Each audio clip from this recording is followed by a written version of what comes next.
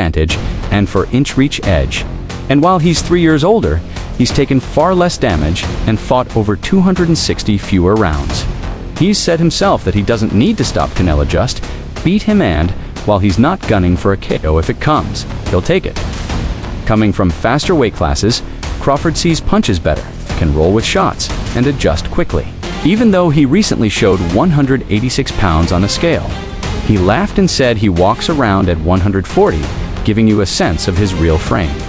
Every time Canelo jokes with him about the fight, he downplays it, but internally, Crawford has started to truly believe in, visualize the win. He started at 137 pounds in 2008, then became undisputed at 140 and 147.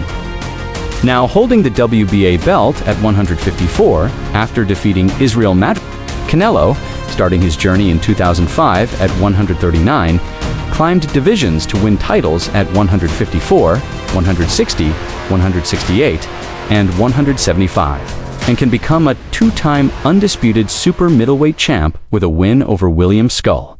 Crawford warns, if he gets hit clean, he can be hurt. He's not deluded. He knows Canelo bleeds too, and says he's not going in thinking he can't hurt him, but he's focused on fighting smart. Canelo has only lost to Floyd Mayweather and Dimitri Bivol, and many see Crawford's style as Mayweather-esque, meaning this bout would show how much Canelo has evolved. Crawford himself says people downplay his move up, forgetting Canelo went up and lost while he went up and won. He's not a machine, he's human, and that's how Crawford sees him. Barry McGuigan weighed in, saying Crawford needs to recapture his old timing and power, but he's still backing him, noting no one's broken his will yet. He compares Bud's style to Sugar Ray Robinson's, precise, elusive, with killer instinct. Barry says to neutralize Canelo's power, Crawford has to stay mobile and not plant his feet. Otherwise, it could turn into a brawl he doesn't want. Though Canelo is undefeated at super middleweight, Barry believes Crawford is the man to end that streak, calling him the best, which is why fans will watch. Tim Bradley recently urged Canelo to take the fight, suggesting he's avoiding the top dogs at 168 and 175, and that giving Crawford the bout allows the Nebraska fighter to secure a legacy-defining payday. Bradley called it disrespectful too. Downplay Crawford's chances in size, given that Canelo himself was once a 147, while some think Crawford is too small and aging. Bradley emphasized that Crawford has all the inside fighting tools, tying up, smothering, controlling weight. He insists the only way Canelo beats him is by knockout, but even that's uncertain. Saying Canelo hasn't knocked anyone out in a while, the size disparity is overhyped.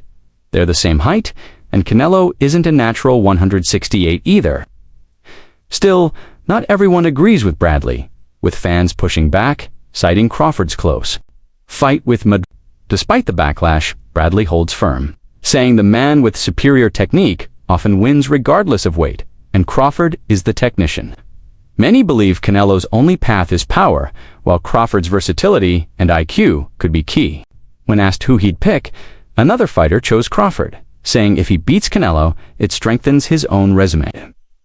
Jim Lampley also commented, noting how Canelo evolved post-Mayweather and now has elite countering ability, but he doubts Alvarez will lose again, although he praises Crawford as boxing's most violent force and pound-for-pound king.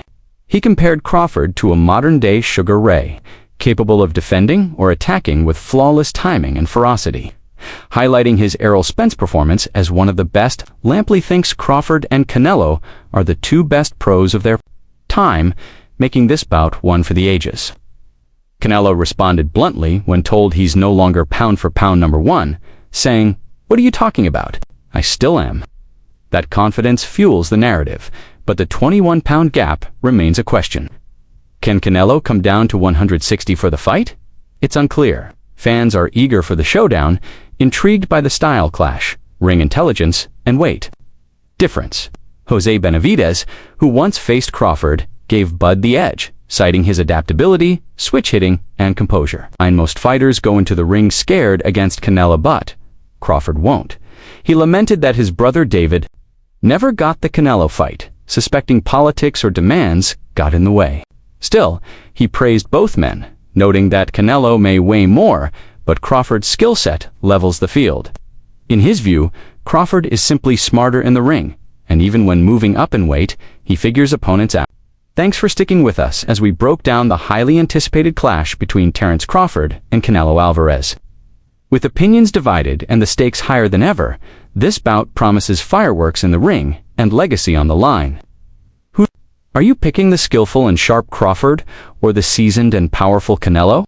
Let us know your thoughts in the comments below. And if you enjoyed this breakdown and want more in-depth boxing analysis, fighter interviews, and fight night coverage, don't forget to like, subscribe, and hit the bell icon so you never miss an update. This is Boxing Battleground, where the fight begins before the first bell rings. See you next time.